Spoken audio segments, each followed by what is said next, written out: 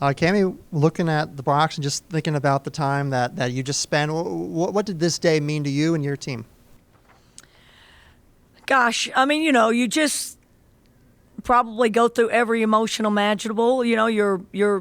I think everybody's tired. I think everybody's a little heartbroken, and yet, you have one more opportunity to play in front of your fans and try to get a win. And it's been such a long year for getting wins.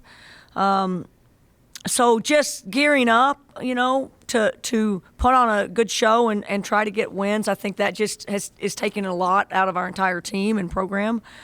But then you add to the fact that you've got 2 seniors, and it's the bittersweet of having seniors and, what they brought to the program. Both different paths, different timelines, different, but both have had to, hadn't had that perfect. It hadn't worked out perfect for them, what they wanted and what they got. So I think that's always interesting, but you want them to just feel good about wearing that jersey.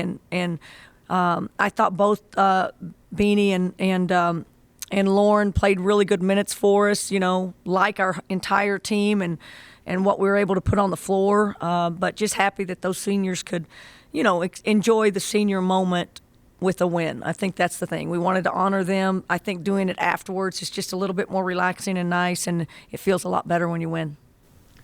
With that, obviously they cut into your lead and it was going back and forth. What did you notice about your team? Every time they took a lead, it seemed like you guys were able to punch back the next possession. What did you notice about your team in that Just moment? Interesting people too. Malia, great shots late in the game for us, made some baskets, got herself in really good position to be able to get to her kind of sweet spot.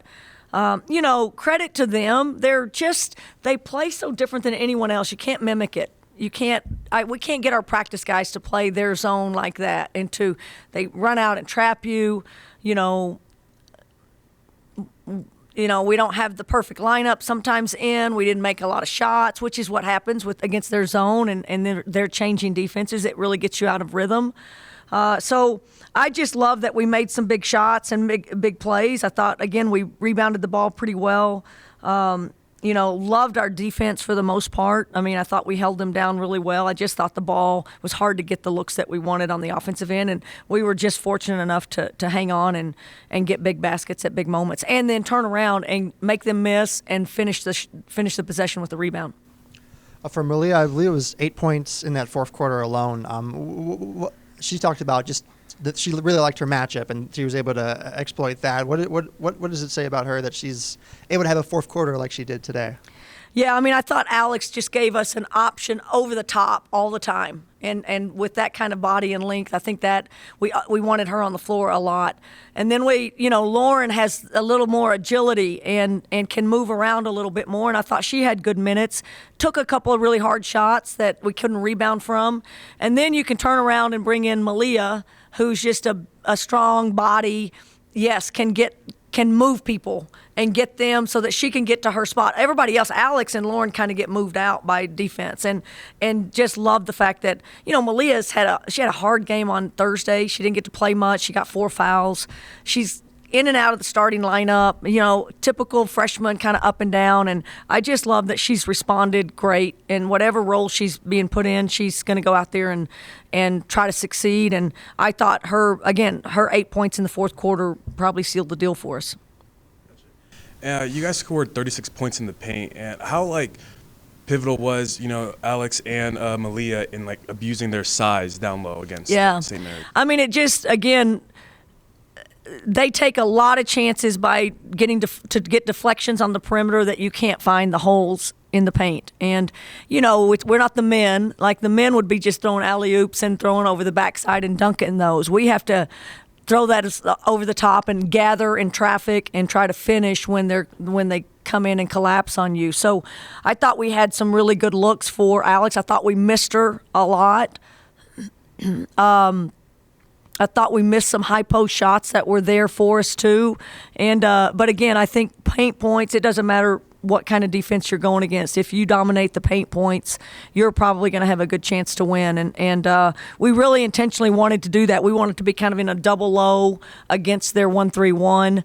And try to get stuff over the top and at the rim and not live on the three as much as sometimes we do. And I think it's a good reason. We're 3 of 16, so we didn't make a lot of those, so we had to get the ball in the paint. LA's, driving in and getting into the paint and finally made some little runners. I mean, those were all the same paint points that are attacking the rim. Again, that it's not just the post getting those points. It's guards that are able to attack the rim. Sure. And at half, you guys were up by 9 points, and then in the third quarter, they're kind of chipping away a little bit. They hit 2 back-to-back threes to make it a 4-point game, and then it kind of seemed like a little bit of like the energy was lost a little bit, and then St. Mary's got the lead. What's your message to the team while that's happening? Yeah, I mean, it just felt like we were clumsy on the offensive end. I think I said at the quarter, we got good looks. We held on, I think, to the lead, maybe by 2 or something, or maybe it was tied going into the fourth. Played around with the lineup. I thought Marta came in and did great with her defensive pressure. I think Kansas is fantastic, but she got ISO'd a little bit, and so I took her out versus LA just because I wanted a little bit more scoring with LA. But I think the stabilizing factor was a little bit of Ken's. I think Lauren helped us a little bit with defense. So playing around with those lineups, I think, really helped us. Shasha had a hard night, and then late I subbed her. And I thought we got a little scoring punch off after that. So it's just our kids have to just adjust sometimes that they're not going to get the minutes that they normally do, and we got to play based on what the defense is giving us. But I love the fact that Malia could step into that. Alex was pretty much an anchor the whole time, and everybody really guarded. And I thought we made a difference in the fourth quarter because we started making them miss a lot more shots than we did in the third. Gotcha. And then in the beginning of the game, it felt like every St. Mary's possession was ending with like 3 to 4 seconds left on the clock or a shot clock violation. How big of a momentum factor is it when your defense is what's starting the game out, when your offense wasn't as fast? Yeah, at first half too. Like first half was so good. We were so good in the first quarter.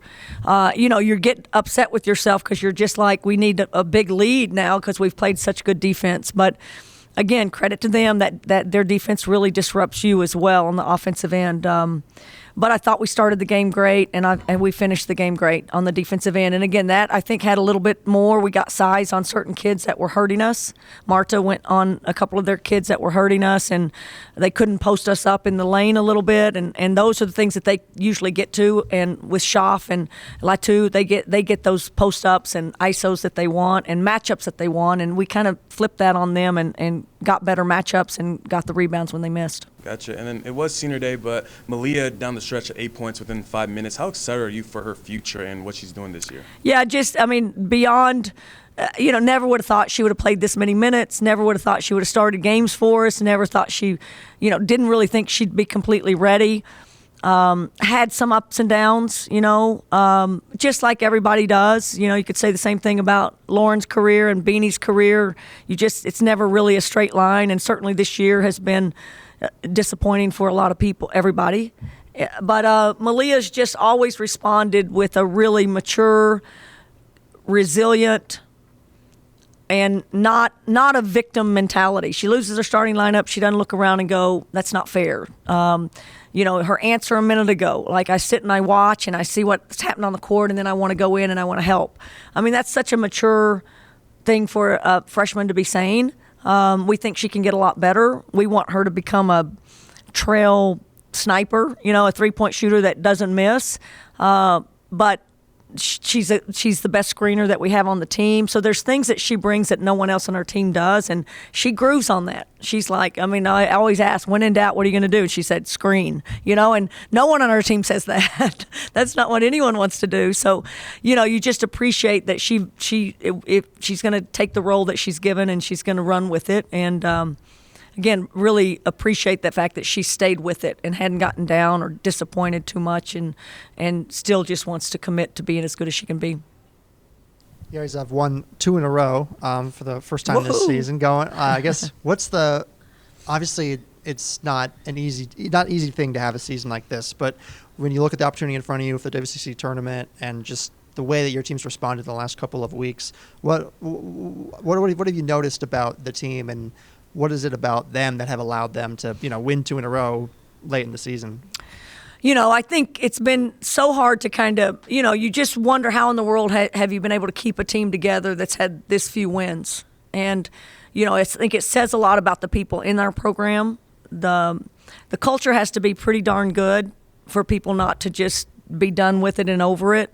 And I think we've had moments of that, and certainly individual players have had moments of, disappointment in their own playing time or things like that. You're going to get that everywhere, even on winning teams. But holding that together and the way we practice and the way the team gets along and the way the team responds after some losses and it's just been really, we'll look back on this and go, it was unbelievably enjoyable to coach this team.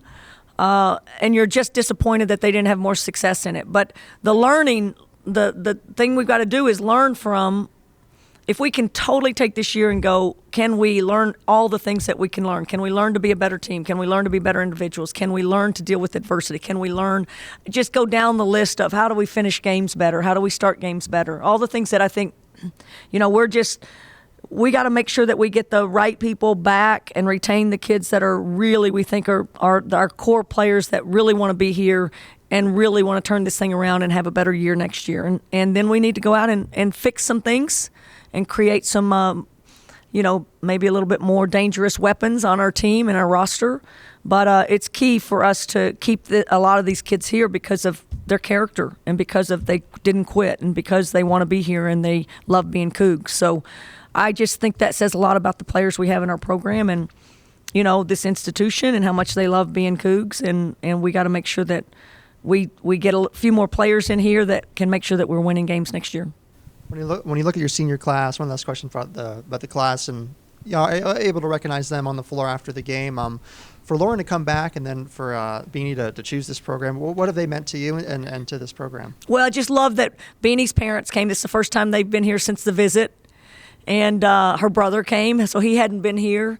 And again, she's just a different human being, and not for them, but for she's just grown and become more comfortable and feels secure. And I think kind of is okay in her role and has embraced what she needs to do to help us win. And she's been great in academics, and she brings a lot of fun and joy, and everybody loves her.